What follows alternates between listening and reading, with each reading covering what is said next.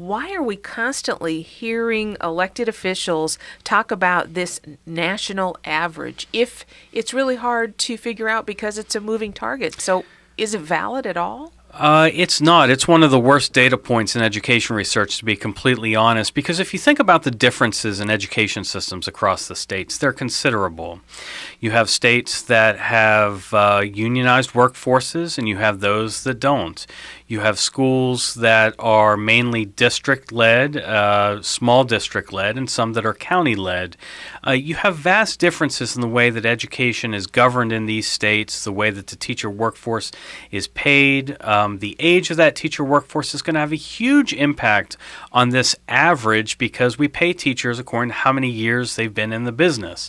And the more teachers that have more experience, the higher the pay will be, just because of the way we pay teachers. And not only that, North Carolina doesn't provide additional salary for master's degree teachers.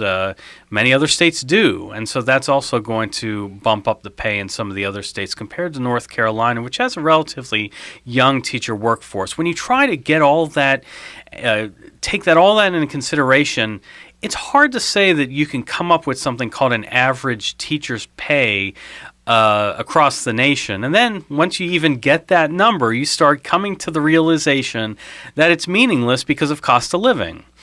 The average teacher in California is making well over $70,000 a year, but I can tell you that in some parts of California, that's not going to get you very far. In North Carolina, the average teacher is making around $50,000 a year. In some places in this state, that gets you very far.